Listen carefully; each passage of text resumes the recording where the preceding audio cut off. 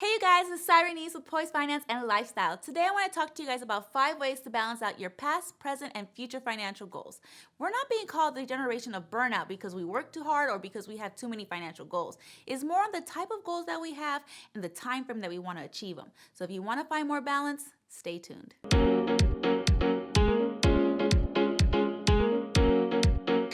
As millennials, we're a different breed. Unlike the past generations, we were raised up on technology and social media, which had a lot of advantages, but also a lot of disadvantages now that we're adults. So let me paint the picture for you guys. We are the generation that was told if you want a good paying job, you have to go to college.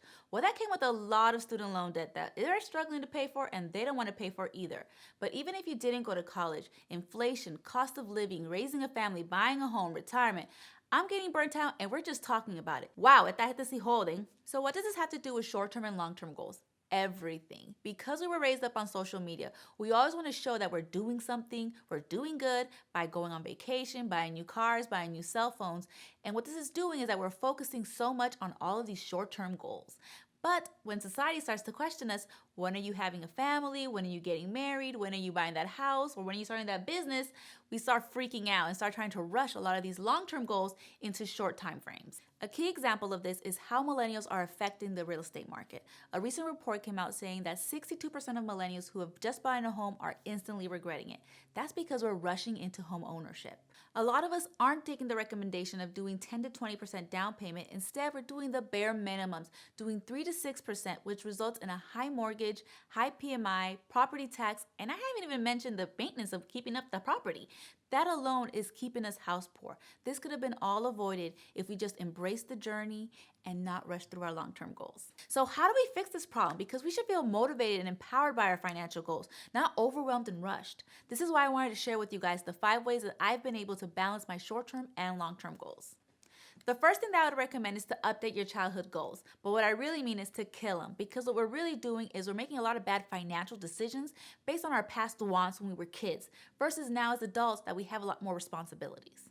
To be honest with you guys, this is a little difficult for me because going off the real estate thing, my dad was in real estate. So he always encouraged us to look through housing magazines and to pick out our dream house and put it up on the fridge.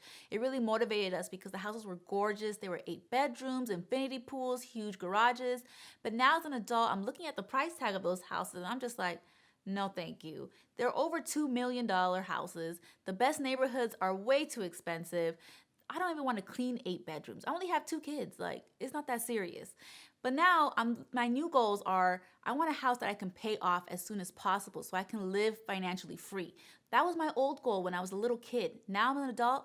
I don't want none of that. I want a house where I can find peace and security in. It's time to move forward and not allow our past mindset to dictate our present and future financial goals. The second thing that you want to do is create a debt repayment plan. This way you're taking control of your finances and you're not getting into more debt. One of the main reasons people feel like they can't achieve their financial goals is because so much of their paycheck is being eaten up by debt. Once you start paying off that debt, you start to see the light at the end of the tunnel, and then all those financial goals start to seem more realistic and achievable for you. Now that we've put our past to the side and we're crushing our debt, the third tip is to create goals with our present and future in mind. This is actually the hardest part because a lot of people set goals, but they don't set realistic goals from where they're at now. But unlike social media, I am not rushing you to figure out who you want to be or where you want to be in the next 10 to 20 years. The point here is the same way that you took control of your debt, you want to start taking control of your life. The fourth tip is to list out your goals. What I personally do is I list out my goals on a piece of paper. On the left-hand side, I put my short-term goals, and on my right-hand side, I put my long-term goals.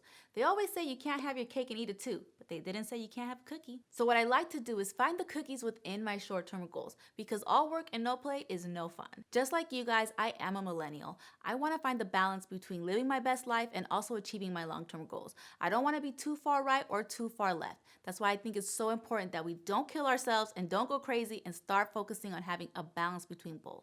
The fifth and last tip is to get educated on your goals. The best thing about long-term goals is that you have time on your side. So if your long-term goal is to buy a home in the future, you want to start getting educated about real estate, the home buying process, the maintenance costs that they don't really talk to you a lot about when you're buying a home. You want to feel as confident and prepared for these big decisions that you're going to be making in the future. All right, you guys, those were the 5 tips that I've used to personally help me balance out my financial goals. If you have any questions or any tips that you want to share with the community, go ahead and leave them in the comments. Don't forget to subscribe and add me on social media.